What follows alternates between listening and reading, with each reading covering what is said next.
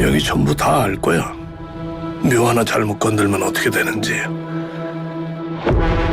이런 데는 절대 사람이 누워있을 자리가 아니야. 딱 보니 묘바람입니다. 악지 중에 악지란 말이다. 네, 영화 예고편의 소리인데도 정말 어떤 분위기가 잘 전달되겠죠. 영화 파묘 예고편 잠시 들려드렸는데요. 지난 주말에도 흥행 독주를 이어가면서 관객몰이를 하고 있습니다. 800만 명을 훌쩍 넘었는데 이런 장르의 영화치고는 이례적인 일이라고도 하죠. 여러 가지 관심이 많이 모이고 있습니다. 어떤 의미가 있을까요? 문화평론가 김원식 선생 연결돼 있습니다. 안녕하십니까? 예, 안녕하세요.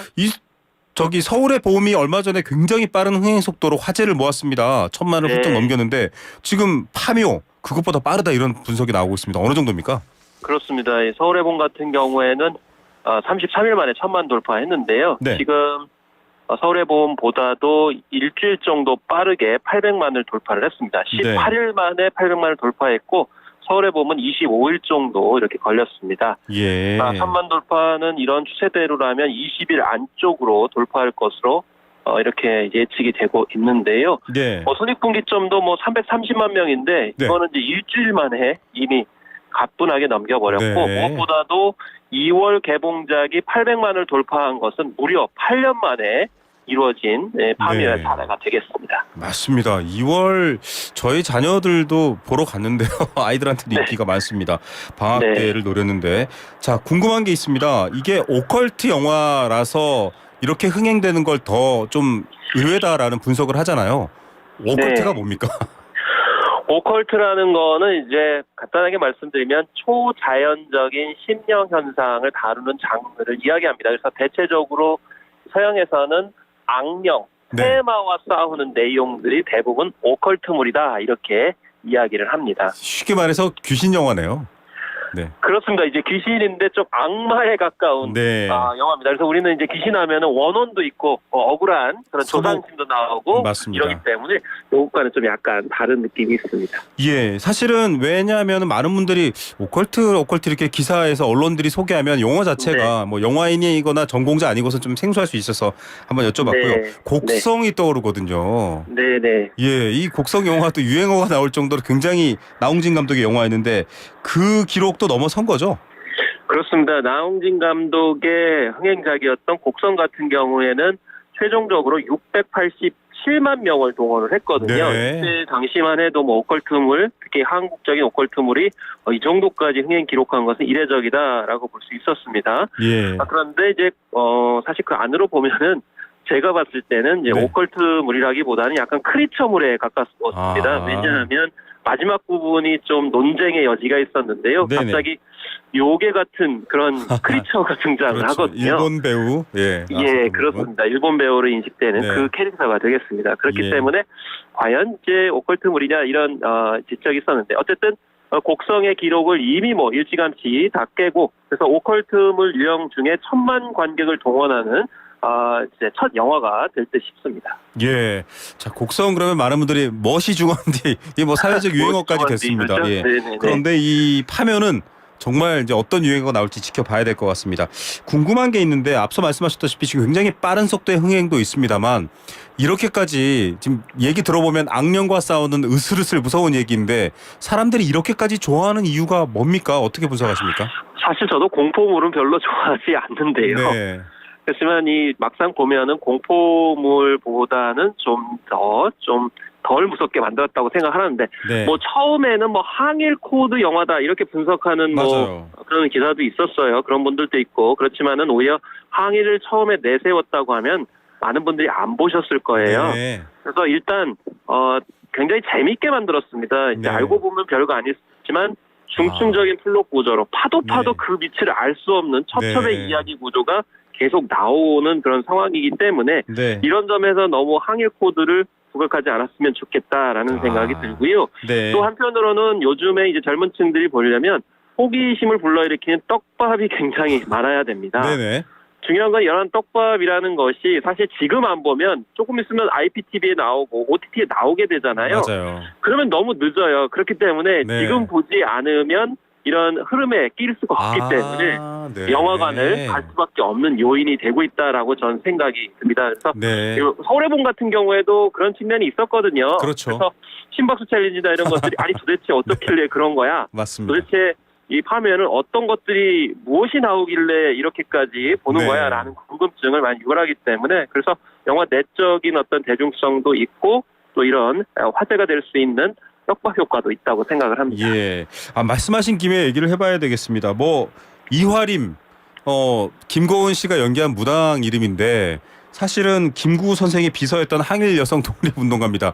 뭐 봉길, 윤봉길도 나오고 이거 너무 감독이 좀 의도적으로 넣은 게 아닌가 싶을 정도거든요. 항일 코드에 대해서는 어떻게 보십니까? 네, 항일 코드는 일단 넣었어요. 근데 원래 이제 넣은 이유가 뭐냐면은 원래 이제 이 감독이 이장을 수시로 따라다녔다고 그러죠. 그런데 이 무덤을 파는 모습을 보면서 이런 생각이 들었다고 합니다. 과거에 잘못된 것을 꺼내서 없애는 그런 무엇을 한번 만들어보자 라고 했는데 그게 우리 과거사가 되는 것이죠. 그렇죠. 그렇기 때문에 자연스럽게 예를 들면은 이제 아까 말씀하셨던 화림, 봉길 또 상덕, 영근 이런 다 이제 독립운동가 분들이죠. 네, 독립운동가의 이름이고요. 뭐 약산 김원공 선생의 뭐 이름도 나오고 그다음에 보독사라는 이름도 결국 그 나라를 이제 보국한다. 맞습니다. 보국사도 나오고 그다음에 0815 그리고 0301 그래서 0301과 같은 또 우리 독립운동과 관련된 혹은 해방과 관련된 용어들도 나오고요. 그렇기 때문에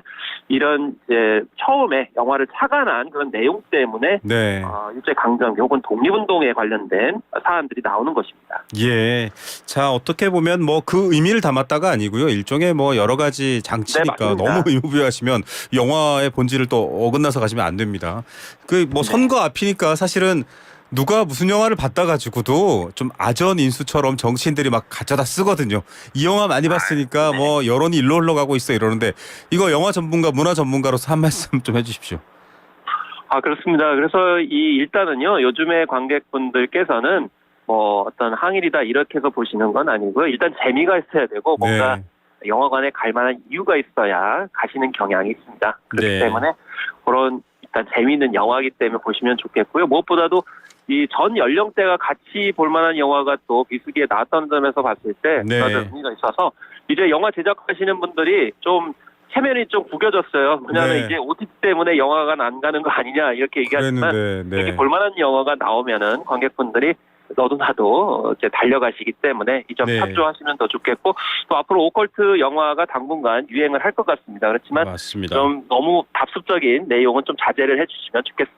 예, 자, 더 다양하게 대중들의 즐거움 또 삶을 위로받기도 하고요. 삶을 조금 대변하기도 하는데 이 뭐 오징어 게임도 그랬잖아요. 이게 현실이랑 똑같다. 정말 발 하나 삐끗 디디면 인생의 나락으로 떨어지는 현실 같다라고 했는데 이걸 보고도 오컬트물이나 공포물이 이렇게 각광받는 게 현실이랑 비슷하다라는 그런 해석도 나오거든요. 이제 이 파묘 같은 경우에도요. 처음에는 그냥 단순히 아픈 사람이 있다. 그래서 몇 자리가 문제다 그래서 몇 자리 옮겨주고 돈을 많이 받을 생각을 했는데 그 과정에서 아픈 역사의 문제가 나오고 그다음에 이 풍수를 보는 분이 결국에는 일제 아픈 그런 상처를 우리가 좀 해결해야 된다라면서 나서거든요. 그래서 이렇게 개인의 삶과 사회적 삶이 분리되어 있지 않다. 그리고 독립운동가들이 묵묵히 자기 일을 했듯이 이 등장인물들도 자기 일을 하고 일상으로 복귀하거든요. 그래서 독립운동이 거창하지 않고 또 우리 삶과 밀접한 것이다라는 것 한편으로 생각해 볼 수 있는 그런 사회적 가치도 있었던 작품이라고 생각합니다. 예, 그런 또 여러 가지.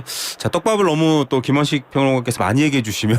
제가 떡밥을 얘기를 안 하려고 하니까 이게 절제를 하게 되네요. 그러네요. 왜냐하면 다 말씀드리면 재미가 없기 때문에. 아니, 그래도 또 이렇게 설명하고 보면 더 재미있을 수도 있습니다. 자, 해외에서도 인기가 많은데요.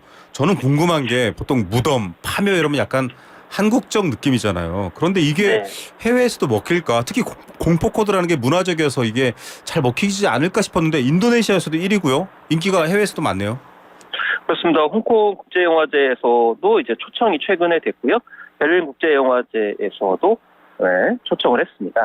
그래서 인도네시아 같은 경우는 뭐 2월 28일 날 개봉했는데 뭐 인구가 이제 2억 명 훨씬 넘어가는 대국인데 첫 주 만에 71만 명을 동원해서 한국 영화 역대 기록 중 1위를 차지했습니다. 그전에는 기생충이 재개봉 관객을 포함해서 70만 명이었는데 이 첫 주 만에 71만 명을 돌파를 했는데요. 네. 배급사에서는 기대하는 것이 뭐냐면 동남아 관객들이 주변 국가에서 더 많이 볼 것이다라고 이렇게 이제 기대를 하고 있습니다. 왜냐하면 예. 동남아 관객들은 초자연 현상과 전통적인 믿음이 이렇게 얽히고 설키는 내용을 아주 즐겨본다고 해요. 그렇기 공포를 때문에 굉장히 좋아하죠, 그쪽은. 예, 그래서 량종 같은 경우도 흥행을 많이 했었는데 이 동남아시아 국가에서도 우리 파묘 한류 현상이 일어날 것으로 이렇게 예측이 되는 이유가 되겠습니다. 네, 앞서 김원식 평론가께서 얘기해 주셨지만 뭐 어떤 장르가 인기라고 해서 또 막 너무 과대 생산하고 그것만 만들고 이러면 안 될 것 같거든요.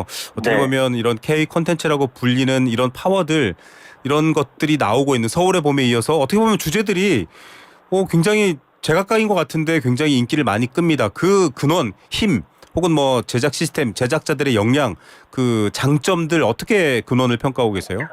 일단은 지금 장재영 감독이 검은 사제들 그리고 사바에 이어서 이번에 세 번째로 파묘를 보여줬는데요. 네. 처음에 검은 사제들 같은 경우는 아까 말씀드린 대로 원래의 오컬트물이었습니다. 미국에서 그러니까 만든 영화 비슷했어요, 느낌은. 네. 예, 검은 사제들이라는 건 신부 사제들이 나와서 네. 이 테마를 하는 거거든요. 네네. 악령을 쫓는 내용이었고 사바는 이제 사이비 그런 종교 집단이었는데 이 파묘 같은 경우 굉장히 한국적이에요. 우리가 뭐 풍수지리를 완전히 믿거나 뭐 이게 무속을 완전히 믿는 건 아니지만 왜 네. 이게 친숙한 그런 의식에 있죠. 뭐 선배들이었거든요. 몇 자리 이런 것도. 네. 예. 그리고 또 거기에 가족주의라는 거, 그러니까 가족을 생각하는 마음이고 네. 또 그걸 넓혀서 국가와 나라를 생각하는 마음까지 볼 수 있었기 때문에 대체적으로 그동안 좀 개인주의에만 초점을 맞췄던 그런 작품들이 상당히 많이 있다 보면 네. 보고 나면 재미있지만 그 여운이 없는 그런 네. 작품들도 많이 있었잖아요. 그래서 네. 이런 개인적인 어떤 측면에서 혹은 종교적인 측면에서 머물렀던 오컬트물을 이렇게 역사와 또 우리 사회 전체적으로 대중성과 결합시켜낸 것은 한국적 오컬트물이다 이렇게 얘기를 할 수가 있겠습니다. 그래서 네. 앞으로 이제 비슷한 작품들이 좀 많이 나옵니다. 뭐 사흘이라든지 네. 거룩한 밤이라든지 신사 이런 작품들이 나오는데 그래서 이 원래의 그런 오컬트물을 벗어나서 새로운 그런 장르로서의 어떤 신선함이 있을수록 많은 분들이 찾지 않을까 이렇게 생각을 해봅니다. 예. 자, 끝으로 김원식 평론가가 꼽은 한 장면. 뭐 이거 앞뒤로 설명 길게 안 해주셔도 됩니다. 아마 그 한 장면 듣고 영화관 가시는 분들은 딱 보시는 순간 또 공감할 것 같은데 어떤 한 장면 꼽으시겠습니까? 네, 저는 동전을 던지는 장면이 굉장히 동전을 던지는 장면에 여기까지만 말씀드리고요. 네. 저희가 더 설명은 안 해드리도록 하겠습니다. 네. 알겠습니다. 자, 영화의 힘이 또 사회적으로 많은 사람들을 소통하게 하고요. 또 우리 여러 가지 문화 산업에도 양분이 되길 바라는 마음으로 오늘 말씀 감사히 잘 들었습니다. 감사합니다. 네, 감사합니다. 네, 김원식 문화평론가였습니다.